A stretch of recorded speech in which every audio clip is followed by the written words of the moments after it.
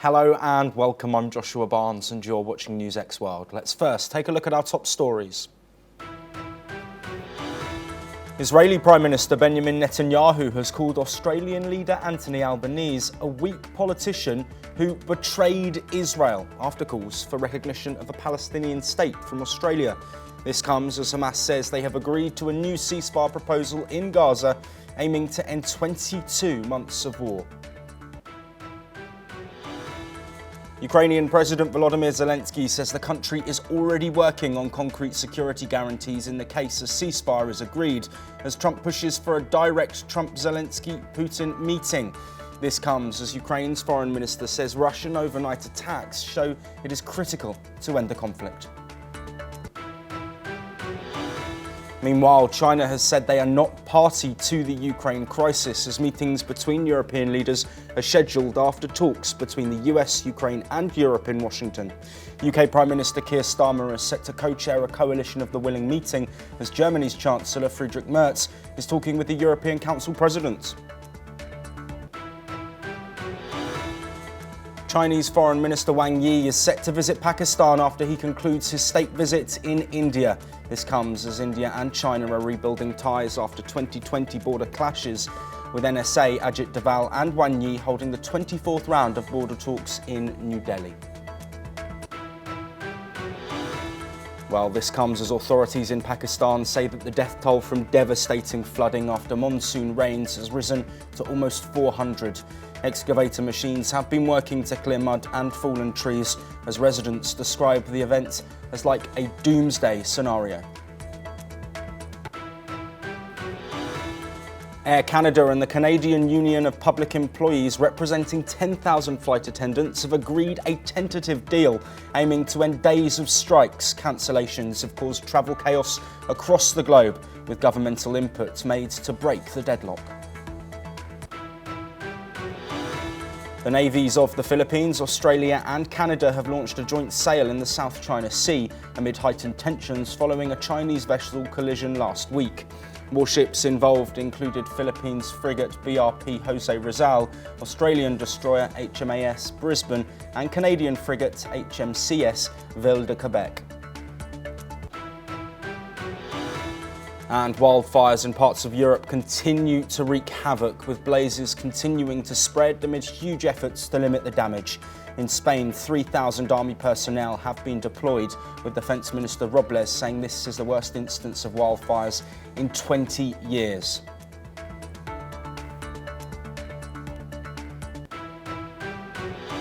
But we start this hour with Israeli Prime Minister Benjamin Netanyahu, who has slammed his Australian counterpart Anthony Albanese as a weak politician amid a row after Canberra declared it would recognise a Palestinian state. History will remember Albanese for what he is, a weak politician who betrayed Israel and abandoned Australia's Jews. That was what was a post made on an official X account of Netanyahu's office. Australia's foreign minister criticised Israel for revoking visas of Canberra's diplomatic representatives to the Palestinian Authority after Australia blocked far-right MK Simcha Rotman from entering the country.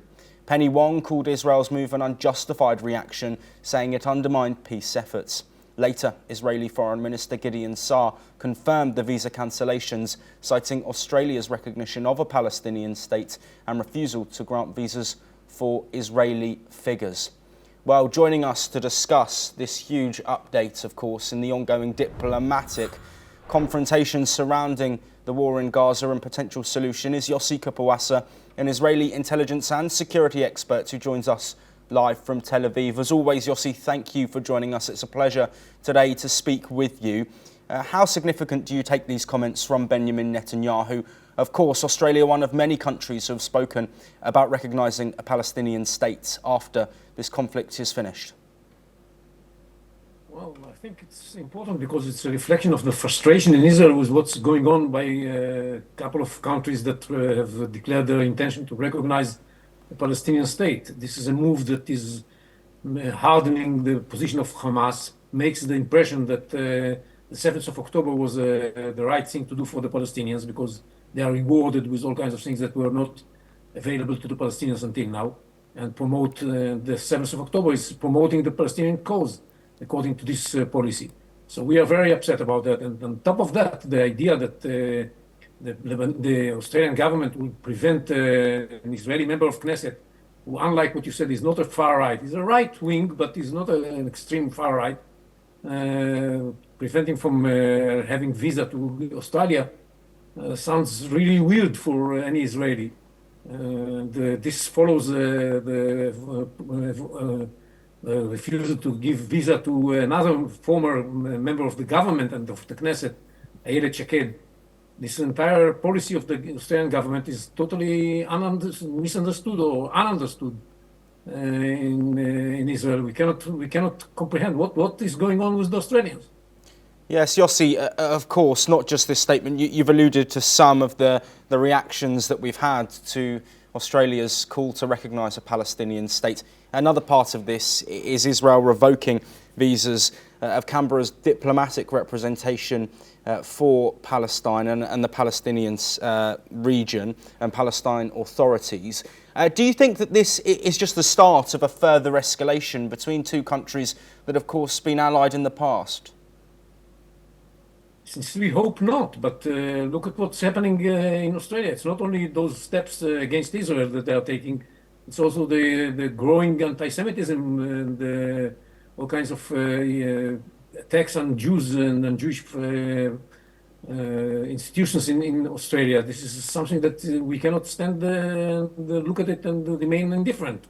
It's something has to be done in order to make it clear to the Australians that we do not accept this attitude, not towards the Jews in Australia and not towards the conflict between us and the Palestinians. Yes, absolutely, Yossi. I'm glad that you brought that up. Of course, there have been incidents of anti-Semitism in Australia in recent months. The government has condemned these instances regularly, but of course the rhetoric in Australia is something that has been looked at surrounding Israel amidst the war in Gaza. Yossi, before we move on, I just want to get another reaction from you relating to that news that we had overnight. Of course, sources suggesting that Hamas has agreed to the ceasefire proposal for Gaza.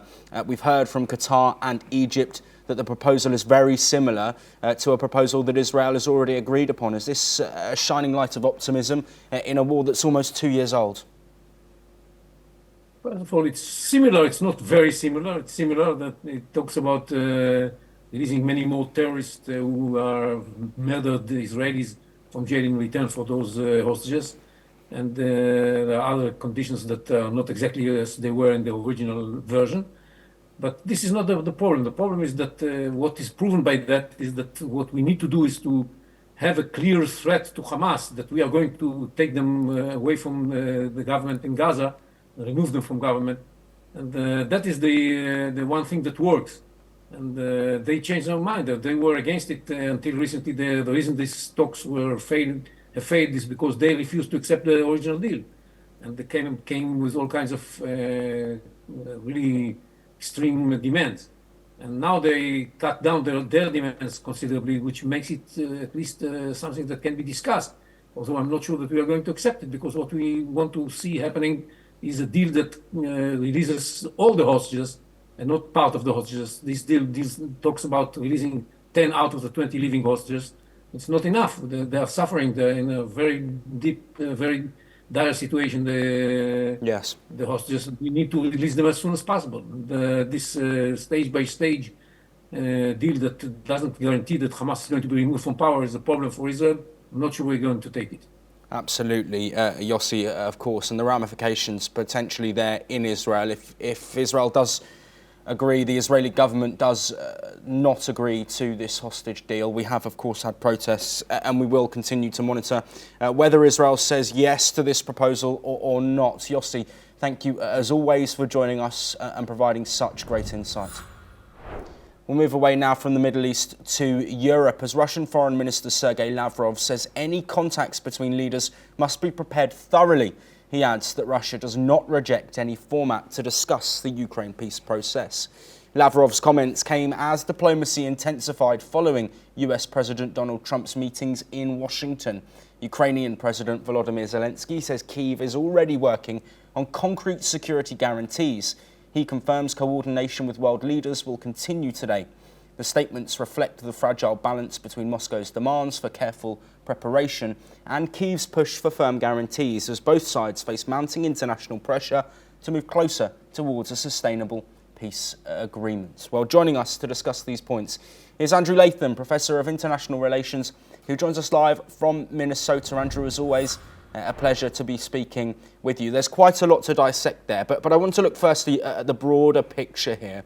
So many nations now directly involved in talks to end this conflict. Do you think this really is the final push that the Russia-Ukraine war needs, and both leaders of Russia and Ukraine need to get a deal over the line with compromise? Yeah, well, it depends ultimately on what one means by bringing this conflict to a close. Are these negotiations likely to resolve the, in my judgment, irreconcilable differences between Ukraine and Russia? No, they're not. Are they likely to result in some sort of modus vivendi, some way to coexist, a ceasefire, as it were?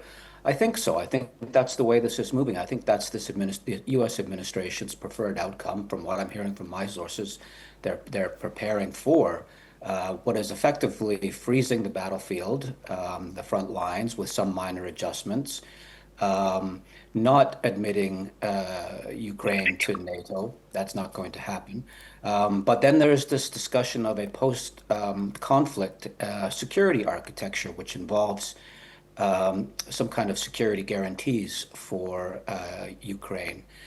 Sometimes people make reference to 1938 as the most apt historical analogy. The Russians, once they've captured this version of the Sudetenland, they'll continue their march on the rest of Europe. I think that's a false and misleading analogy. I like 1953 better. There was a temporary ceasefire agreed between North Korea and South Korea at the end of that, the fighting part of that conflict. And that has persisted now for 70 years, that temporary ceasefire. Is it perfect? No. Is it better than all-out war for 70 years? Yes, much better. Now, the fly in the ointment there is there were security guarantees in that conflict as well. There are still 27,000 U.S. troops deployed to South Korea as a kind of backstop, to use the language which is being used in connection with Ukraine. So if we are thinking of the end point for now, and maybe for the long term, as a ceasefire, yes, we're making definite progress. Absolutely. And Andrew, if you can stay with us, we're going to continue on this topic, but with the related developments. And that comes as Finland's leader has called the recent Trump-Zelensky meeting a very important step, emphasising that discussions on security guarantees for Ukraine will now move forward, marking a significant milestone in diplomatic efforts to stabilise the region. German Chancellor Friedrich Merz joined a video conference hosted by the President of the European Council, Antonio Costa, aimed at coordinating the EU's unified response to the ongoing conflict. Amid these developments, China reiterated its position that it is not a party to the Ukraine crisis, underscoring the global divide over the conflict and highlighting the challenges of achieving consensus on a peaceful resolution. Well, this comes as UK Prime Minister Keir Starmer announced that he will co-chair the upcoming Coalition of the Willing meeting, where international leaders will discuss Ukraine's next strategic steps to bolster its defence and sovereignty. Residents voiced concern over Donald Trump's push for a peace deal, questioning whether the US president is prioritising Ukraine's interests or simply his own. We'll now listen to what a resident of the UK has had to say on the ongoing conflict. I find it concerning because I think Trump's only really representing his own interests, and he talks about the urgency of a deal, and I think he wants to get a deal more than he wants to get a good deal for Zelensky and Ukraine. So I'm concerned. I'm concerned for them. Ultimately, I don't see how it's going to badly impact the UK, but I think Trump only reflects his own interests is my concern. Well, Andrew, thank you ever so much for waiting with us. Let's first focus on the European efforts. Of course, initially sidelined from that meeting between Trump and Putin, as was Volodymyr Zelensky, but there is now real momentum coming from Europe, at least in terms of rhetoric. Further meetings planned and already taking place between Merz and Costa, and also a further Coalition of the Willing meeting, which of course isn't just European nations. This is a group of global countries that are allies of Ukraine. How important is this EU commitment and also involvement in the peace process? Well, I think it's easy to dismiss it as marginal, but I wouldn't go in that direction. I think as part of a bigger picture, as part of an evolving and crystallizing security architecture, this is really quite important. Now, the Europeans, to this point, have been mostly talk and no walk. That's overstating it a little bit. But now we're seeing some actual walking the talk, as it were, especially regarding these security guarantees. Now, this is a very fraught issue because the Russians are going to balk at this. They are not going to like even the vague prospect of French and British troops being deployed, even in the farthest western parts of Ukraine. That's going to be a problem. But we are now at a stage where we're talking about not just a trilateral, but Trump is talking about organizing a bilateral between Zelensky and Putin, which would be the first time since this war broke out, well, at least the 2022 phase of this war broke out. So I see some forward momentum here. I don't want to get too far over my skis, as it were, but I think we are moving in the direction of a sustainable ceasefire that will have European involvement, as you said, global involvement, although not China, pointedly. And the Americans, of course, will be playing the ultimate backstop role in some way, shape, or form. Yes, Andrew, and before we move on, I'm glad you brought up China. Of course, those comments that we brought saying that they're not party to this conflict. What's your reaction to those comments, which have come slightly out of the blue? They have maintained a formal neutrality in all of this conflict, and they like to position themselves as neutral arbiters, et cetera, et cetera. But the fact of the matter is that, especially in terms of dual use and non-lethal technological support, they are Russia's biggest backer. In terms of running interference on the world stage, they're also pretty consistent on this. And in terms of China positioning itself as a leader of the global South, well, the global South has made the argument through China, but other ways as well, that this is just another one of those European wars. It's not the most important thing that's ever happened in human history, which is the way the Europeans tend to see it, at least since the Second World War. And so when India buys Russian oil on the cheap, there's a hue and cry in the West, but in the global South, it's, well, that's just a good business deal. We're going to do this. So China, again, to close the circle, has been scrupulously, formally, on a formal level, neutral, but in practical terms, anything but.